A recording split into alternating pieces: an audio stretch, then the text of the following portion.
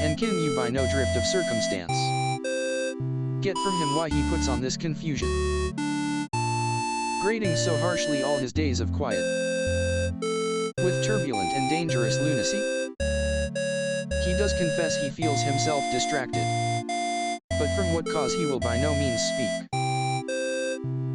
Nor do we find him forward to be sounded, but with a crafty madness keeps aloof, when we would bring him on to some confession of his true state. Did he receive you well? Most like a gentleman, But with much forcing of his disposition, niggard of question, but of our demands, most free in his reply. Did you essay him to any pastime? Madam, it so fell out that certain players we wrought on the way. Of these we told him, and there did seem in him a kind of joy to hear of it. They are about the court, and, as I think, they have already ordered this night to play before him. 'Tis most true, and he beseeched me to entreat your majesties to hear and see the matter with all my heart, and it doth much content me to hear him so inclined. Good gentlemen, give him a further edge, and drive his purpose on to these delights. We shall, my lord. Sweet Gertrude, leave us too, for we have closely sent for Hamlet hither, that he, as 'twere by accident, may hear affront Ophelia. Her father and myself, lawful espials, will so bestow ourselves that, seeing unseen, we may of their encounter frankly judge, and gather by him, as he is behaved, if it be the affliction of his love or no, that thus he suffers for. I shall obey you. And for your part, Ophelia, I do wish that your good beauties be the happy cause of Hamlet's wildness, so shall I hope your virtues will bring him to his wonted way again. To both your honours, madam, I wish it may. Ophelia, walk you here. Gracious, so please you. We will bestow ourselves. Read on this book, that show of such an exercise may colour your loneliness. We are oft to blame in this. 'Tis too much proved, that with devotion's visage and pious action we do sugar o'er the devil himself. Oh, 'tis too true.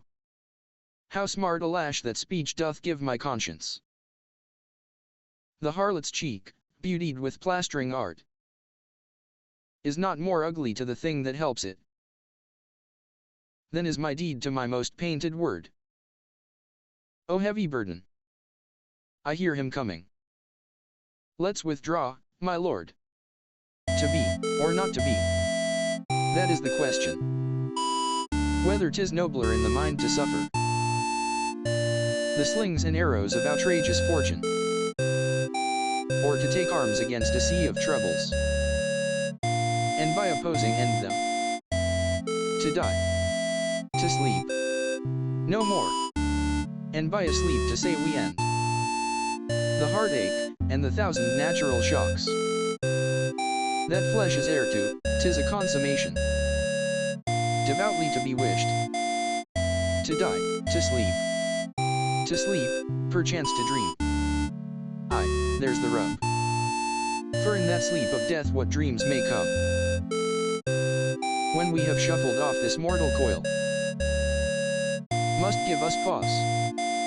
There's the respect that makes calamity of so long life, for who would bear the whips and scorns of time, the oppressor's wrong, the proud man's contumely, the pangs of dis purest love, the law's delay, the insolence of office, and the spurns that patient merit of the unworthy takes, when he himself might his quietus make with a bare bodkin? Who would these fardels bear, to grunt and sweat under a weary life?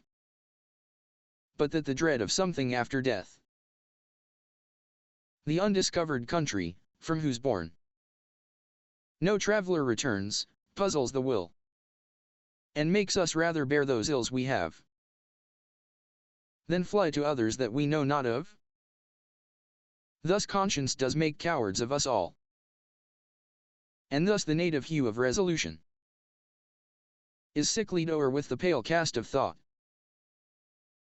and enterprises of great pith and moment, with this regard their currents turn awry, and lose the name of action.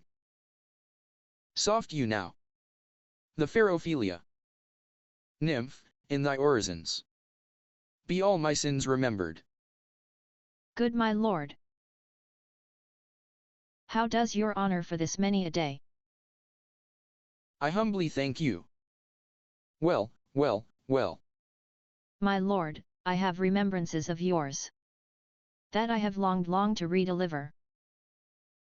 I pray you, now receive them. No, not I. I never gave you aught. My honored lord, you know right well you did. And with them words of so sweet breath composed, as made the things more rich, their perfume lost. Take these again. For to the noble mind, rich gifts wax poor when givers prove unkind. There, my lord. Ha, ha. Are you honest? My lord? Are you fair? What means your lordship? That if you be honest and fair, your honesty should admit no discourse to your beauty. Could beauty, my lord, have better commerce than with honesty? Aye, truly.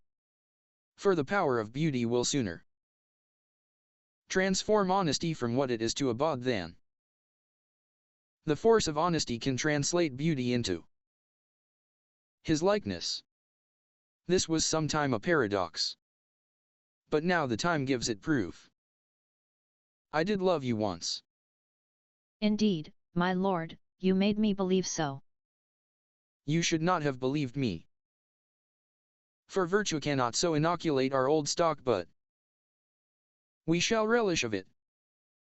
I loved you not. I was the more deceived. Get thee to a nunnery. Why wouldst thou be a breeder of sinners? I am myself indifferent honest, but yet I could accuse me of such things that it were better my mother had not borne me. I am very proud, revengeful, ambitious, with more offences at my beck than I have thoughts to put them in, imagination to give them shape, or time to act them in. What should such fellows as I do crawling between earth and heaven? We are errant knaves all. Believe none of us. Go thy ways to a nunnery. Where's your father? At home, my lord. Let the doors be shut upon him, that he may play the fool nowhere but in's own house. Farewell.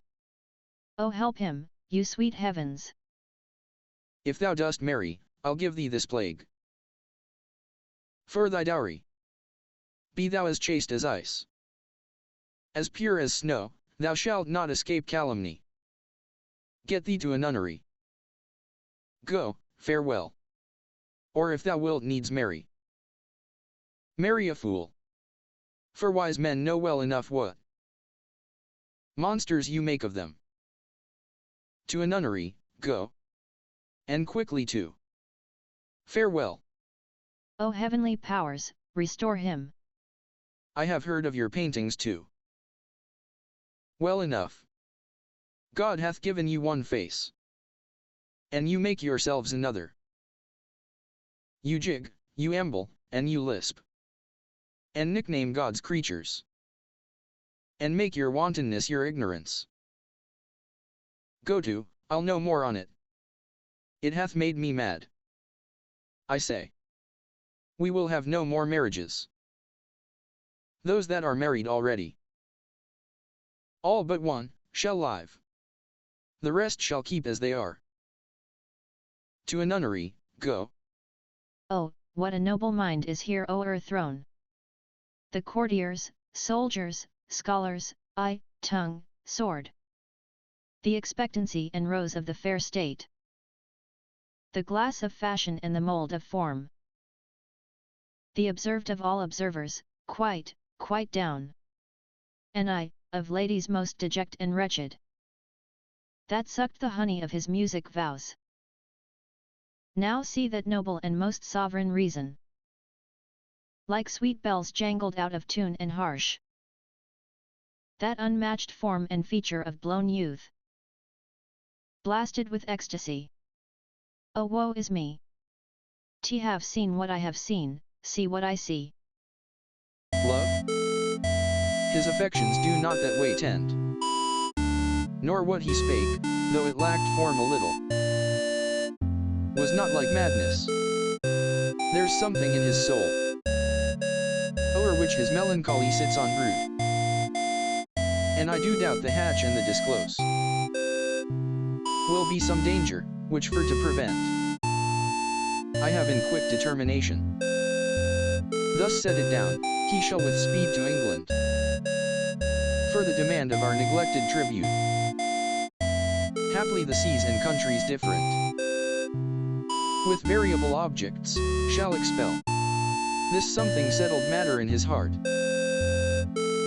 whereon his brains still beating puts him thus from fashion of himself. What think you on it? It shall do well.